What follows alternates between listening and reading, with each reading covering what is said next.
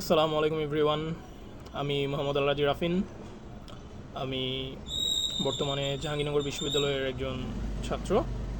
আর আমি পূর্বে নটরডেমের একজন স্টুডেন্ট ছিলাম, প্রাক্তন ডেমিয়ান বলতে পারো তোমরা। তো এই ভিডিওটা আমি এখন বানাচ্ছি তোমাদের এডমিশন সংক্রান্ত কিছু গাইডলাইন দেওয়ার জন্য, ভাই হিসেবে অবশ্যই, শিক্ষক হিসেবে না, ভাই হিসেবে। তো চলো শুরু করা যাক। প্রথমেই আসি আমরা তোমাদের সাবজেক্টে, ইউনিট। তোমাদের ইউনিটে কোয়েশ্চেন হবে অ্যাকাউন্টিং, বাংলা, ইংলিশ, ম্যানেজমেন্ট। বাংলাতে থাকবে হচ্ছে তোমাদের 15 মার্কস, ইংরেজিতে থাকবে 25 মার্কস, অ্যাকাউন্টিংয়ে 15 আর ম্যানেজমেন্টে 15, এবং সর্বশেষ অঙ্কে থাকবে 10 মার্কস। তো এখান থেকে তোমাদের কাট মার্কসটা হবে 50। কাট মার্কসটা 50 ধরে রাখা ভালো, কারণ 50 নিচে চলে গেলে তোমাদের ওয়েটিং লিস্টে চলে যেতে হবে। সো ওয়েটিং লিস্ট কখনোই গ্রহণযোগ্য নয়। তো কে চায় ওয়েটিং লিস্ট থেকে আসতে? তোমাদেরকে অবশ্যই 50 টার্গেট রেখে আগাতে হবে। আর শুধুমাত্র আমাদের বিশ্ববিদ্যালয়, জাহাঙ্গীরনগর বিশ্ববিদ্যালয় কাটমার্কসটা এত কম, অন্য কোনো বিশ্ববিদ্যালয়ে কাটমার্কস এত কম হয় না। আমাদের এখানে কাটমার্কস এত কম হওয়ার বেশ কিছু কারণ আছে। কারণ আমাদের কোয়েশ্চেনটা একটু হার্ড অ্যান্ড টাফ প্লাস একটু স্ট্র্যাটেজিক্যাল কোয়েশ্চেন হয়, দ্যাটস ওয়াই কাটমার্কসটা একটু কম থাকে। আর হচ্ছে হ্যাঁ, অবশ্যই তোমাকে উইদাউট জিপিএ তোমাকে 50 মার্কস যদি তুমি পাইতে পারো তাহলে তুমি এখানে চান্স পাবো অবশ্যই। তো এখন তোমাকে ভাই পড়তে হবে এবং নিজের ধারাবাহিকতা বজায় রেখে পড়ালেখা করতে হবে অবশ্যই। যে আজকে তুমি 5 পৃষ্ঠা পড়লা, কালকে তুমি 1 পৃষ্ঠা পড়লো না, এরকম করলে হবে না ভাই। তোমাকে প্রতিদিন কন্টিনিউয়াস করতে হবে কাজটা, যে তুমি প্রতিদিন 5 পৃষ্ঠা করেই পড়বে, এরকম একটা ধারাবাহিকতা রাখতে হবে তোমার পড়ালেখায়।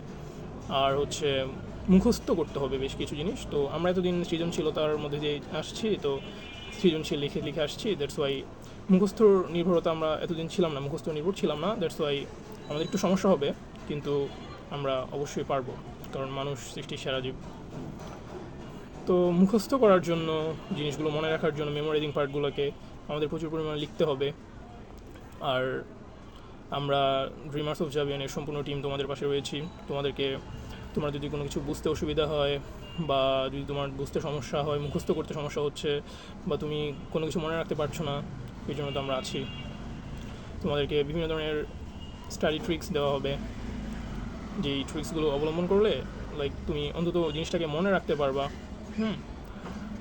তো তোমার কাছে জিনিসটা মুখস্থ করতে বা মনে রাখতে জিনিসটা একটু সহজ হবে।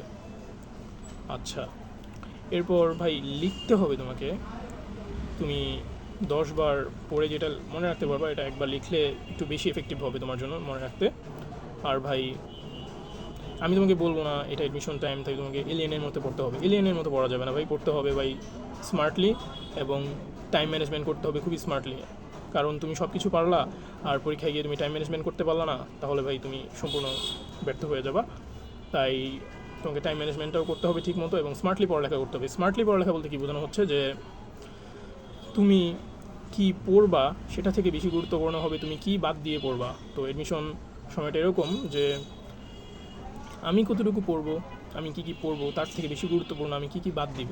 সো যে যত বেশি কম পড়ে, গুরুত্বপূর্ণ বিষয়গুলো পড়ে যত বেশি কমন পাবে, সেই হবে সফলকাম। তো এটা হচ্ছে একটা কথা। আর ভাই আমরা আগে যেরকম একটু ফ্রি টাইমগুলো কাটাইতাম, ধরো যে বাই চান্স তুমি আগে 1 ঘন্টা ফ্রি টাইম কাটাইতা, এখন তুমি ভাই ওই জায়গাটা একটু কমিয়ে তুমি 20 মিনিট আনো। আমি বলতেছি না তুমি ভাই এলিয়েনের মতো পড়ালেখা করো, না ভাই, তুমি ব্রেক দিয়ে পড়ালেখা করো। তুমি একটা সাবজেক্ট পড়লা, তারপর তুমি 10 মিনিট 20 মিনিট একটু ব্রেক নিলা, সমস্যা নাই। 20 মিনিট একটা ব্রেক মানুষের মস্তিষ্কটাকে সচল করার জন্য অনেক বেশি এফেক্টিভ, অনেক। তুমি 20 মিনিট একটা শর্ট নিতে পারবা, তুমি 20 মিনিটে তোমার যেটা ভালো লাগে তুমি করলা, যেন তোমার মাইন্ড রিফ্রেশ হয়, তুমি আবার পড়ায় মনোযোগ দিতে পারো। আচ্ছা, এরপর আমরা কোচিংয়ে আমাদের ব্যাচে বিভিন্ন পরীক্ষা হবে। তো পরীক্ষা দেওয়ার পর যেটা হয়, যে পরীক্ষাগুলো আমরা কেন দিই? নিজেকে যাচাই করার জন্য। তো নিজেকে যাচাই করতে গিয়ে আমাদের হইতেই পারে আমরা পরীক্ষায় মার্কস কম পাইতে পারি, জিনিসটা সমস্যা না। মার্কস কম বেশি সবাই হবে, কম বেশি পাবা, এটা সমস্যা না। কিন্তু পরীক্ষা দিয়ে মার্কস কম পেয়ে আমি হতাশ হয়ে যাব, এটা ঠিক না। আমি হতাশ হব না, আমি হতাশ হব কেন ভাই? আমাকে এটা থেকে অনুপ্রেরণা নিতে হবে, যেন আমি এটা আমি কেন কম পেয়েছি এটা আমাকে বের করতে হবে, অ্যানালাইসিস করতে হবে। আর অ্যানালাইসিস করার জন্য আমার প্রচুর পরিমাণ পড়তে হবে। আমার পড়ার সাবজেক্টগুলোকে আমার প্রচুর রিভাইজ করতে হবে। তুমি যত বেশি রিভাইজ করবা, তোমার টপিকগুলো যত বেশি অ্যানালাইসিস করবা, তুমি জানতে পারবা, বুঝতে পারবা, তুমি বুঝতে পারবা তোমার কোনগুলো পড়া লাগবে, কোনগুলো পড়া লাগবে না। আর হতাশ তো হওয়া যাবে না, আল্লাহর উপর ভরসা রাখতে হবে, চেষ্টা করতে হবে ভাই। আমরা সৃষ্টির সেরা জীব, আমাদের হাল ছাড়লে তো চলবে না।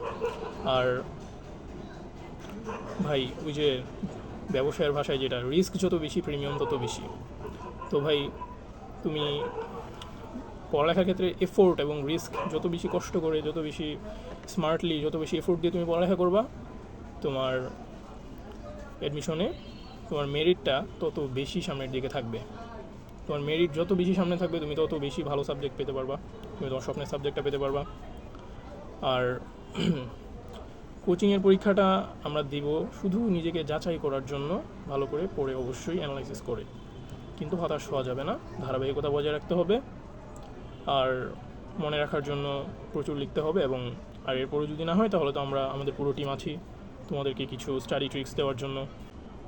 কখনোই এই যাচাই করা পরীক্ষা দিয়ে নিজেকে হতাশ করা যাবে না, কারণ ওই যে 1 ঘন্টা সময় থাকবে, ওইটা হচ্ছে তোমার জন্য টার্গেট।